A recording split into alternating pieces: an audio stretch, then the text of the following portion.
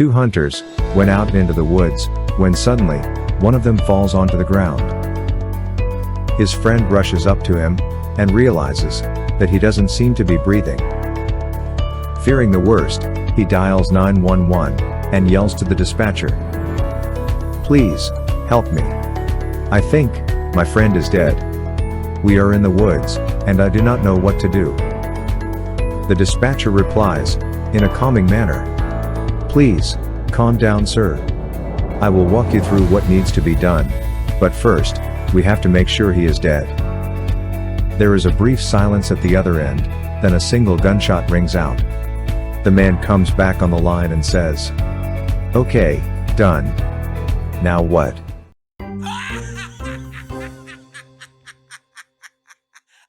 A man's wife comes home, after seeing her doctor, for an annual checkup.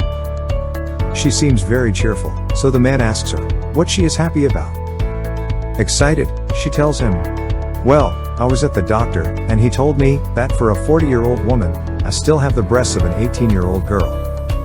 The husband looks at her with a smile and says, "I wonder if he has said anything at all about your 40-year-old ass."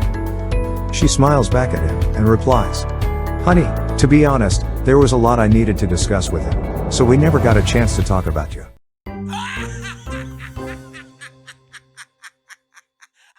A salesman was traveling through the country, selling insect repellent. He came across a farm, and went to see the owner, and try to sell him the product. He told the farmer that his insect repellent was very good, and that if the farmer started using it, he would never be bitten again. The farmer was not so sure, so he said, "I suggest we give your insect repellent a test. I will tie you out in my paddock, naked, and cover you with your famous spray.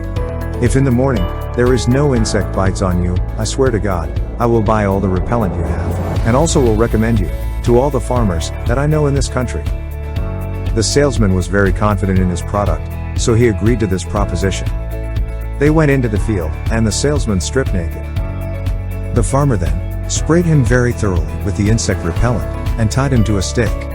The next morning, the farmer and his wife went back to the paddock to check on the salesman. The salesman was still there, and to their surprise, they could not find one single bite on him.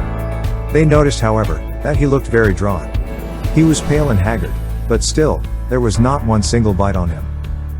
The farmer was a bit confused, so he said to the man, "You were right about your insect repellent. You were out here, all night long, naked, and exposed to all sorts of bugs, yet, you don't have any bites on you. That is very impressive. But tell me, why do you look so horrible?" The salesman looked at him through bloodshot eyes, pointed at a calf standing nearby, and said, "Does that thing have a mother?"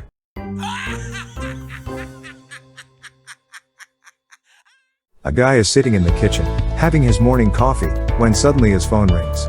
He takes the call, and hears an unfamiliar female voice at the other end.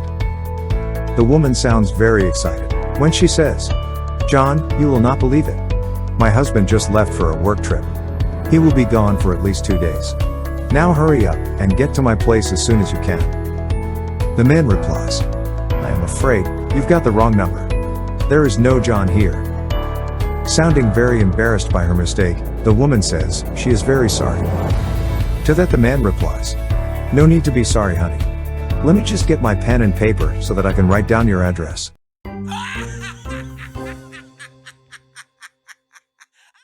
A man and his wife woke up at 3 in the morning to a loud banging on the door. The husband gets up and goes to the door to check. When he opens the door, he sees a drunk guy standing there in the pouring rain, asking for a push. "Sorry, can't help," says the husband. "Not at 3 in the morning, and not in this kind of weather." He shuts the door in the stranger's face, and goes back to bed. In the bedroom, his wife asks him who it was, so he tells her. She gets upset with him, and reminds him that a few years earlier, they were in a similar situation. Their car broke down in the middle of the night, and they had to knock on people's doors at a godly hour, and ask for help. She asks him to go back outside, and help the poor man. Grudgingly, the husband gets out of the bed, gets dressed, and goes out into the rain. It is very dark outside, so he calls out into the night, "Hello? Are you still there?" "Yes," the man yells back. "Do you still need a push?" "Yes," comes back the answer. "Where are you?" the man calls out. Over here. On the swing.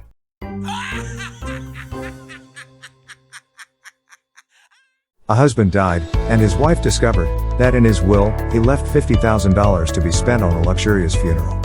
So she gets busy and organizes it to the best of her abilities, so that her husband gets the farewell he deserves. As the guests are leaving, one of her closest friends comes up to her and says, "It was a beautiful funeral, Karen, but tell me, how much did it really cost?"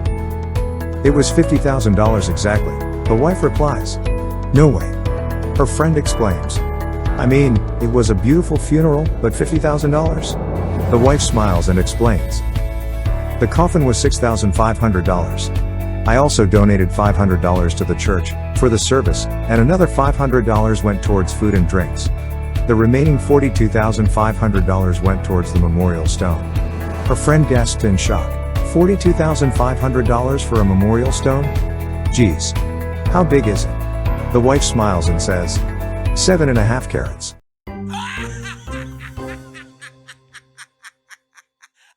Three good friends meet for a coffee. They talk a bit and discover that they all are unhappy with their other halves because they don't do much around the house. So they decide that they need to be more stern with their wives and show them who is the boss in the house. Having worked out their strategy, they part with the agreement to meet again in a few weeks' time. Time goes by, and they get together again in the same cafe. The first one starts sharing his story. He says, "I sat my wife down and told her that from now on, when I get home from work, I want the house to be clean and tidy. She got pissed and left the house. I didn't see her for a day, but on the second day, when I came home from work, the house was clean and tidy, and she was waiting for me at the door, with a huge smile on her face."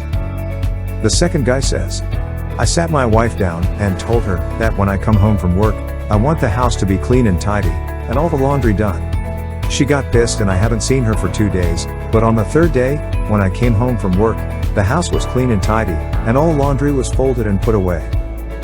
Now, it is the time for a third friend to share how the conversation with his wife went. So he starts. "Well, as discussed, I sat her down and told her that I was sick and tired of the house being neglected. I said to her that I was the boss of the house, and that every day, when I come home from work, I expect the house to be clean and tidy, laundry to be done and put away, and food waiting for me at the table." Now, you can't even imagine how pissed she got. "I didn't see her for a week. But then I was able to see a bit with my left eye, and had just enough mobility in my right hand to make myself a cup of tea.